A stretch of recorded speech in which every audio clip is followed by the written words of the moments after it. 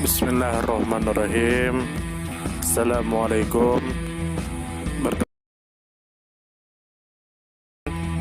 Semoga kita baik-baik saja dan semoga kita masuk surga. Amin. Pada suatu kala ada sebuah desa yang bernama Desa Mimpi. Desa tersebut terkenal keindahan alamnya, lalu pada suatu di Desa Mimpi diadakanlah sebuah kompetisi memancing.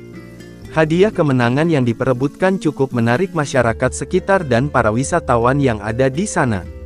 Hadiah itu diperuntukkan bagi peserta yang dapat menangkap ikan yang terbesar dan terbanyak sepanjang kompetisi itu berlangsung. Lalu ada 3 pemuda yang bersahabat dan sedang berwisata di sana berminat mengikuti kompetisi. 3 pemuda itu bernama Kaspar, Dora dan Tayo.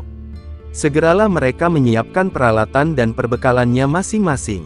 Waktu berkompetisi tiba, ketiga pemuda itu memilih untuk berada dalam satu perahu yang muat 4 orang karena persahabatan mereka. Kaspar memilih berada di sisi kanan kapal, Dora di sisi kiri dan Tayo di buritan. Perahu tersebut dinahodai oleh salah satu masyarakat setempat yang mengetahui daerah-daerah yang banyak ikannya.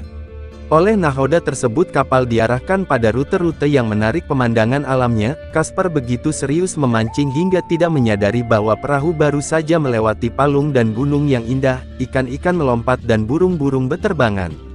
Waktu terasa begitu lama sebelum strike pertama ia dapatkan. Strike berikutnya saling susul-menyusul dan pada akhirnya banyak ikan yang ia dapatkan meski bukan yang terbesar. Lalu Dora sibuk mencari posisi duduk yang teraman karena tiap kapal terguncang oleh air yang besar maka air pun membasahi bajunya.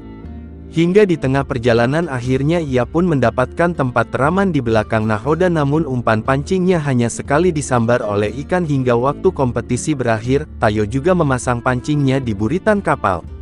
Namun saat kapal melewati palung dan gunung maka Tayo segera berfoto bersama warga yang mengendalikan perahu. Begitu pula ketika burung-burung beterbangan di dekat kapal, ia pun segera mendekati sisi kapal yang terdekat, hingga bajunya basah namun tidak ia hiraukan karena tenggelam dalam rasa kagum. Kadang umpan pancingnya disambar meski tak semua dapat diselesaikannya dengan baik. Pada akhir kompetisi ia mendapatkan beberapa ikan yang kemudian dibagi-bagikannya pada pengemudi kapal seusai penimbangan. Ketiga pemuda yang bersahabat akhirnya menyelesaikan kompetisi memancing. Kaspar memenangkan kompetisi kategori pemancing yang mendapatkan ikan paling banyak dan mereka pun kembali ke rumahnya masing-masing dengan membawa cerita dan kesan yang berbeda-beda. Ada 3 sahabat di cerita tersebut. Si Kaspar sibuk dan fokus memancing ikan agar menang lombang, sedangkan si Dora sibuk mencari tempat aman di perahu tersebut agar pakaiannya tidak basah terkena air, sedangkan orang ketiga yaitu Tayo dia sibuk menikmati suasana dan sesekali memancing atau tidak terlalu fokus memancing. Menurut Anda semua apa maksud dari cerita di atas? Silahkan komen di kolom komentar, mungkin kita sepemikiran. Salam damai. Terima kasih banyak.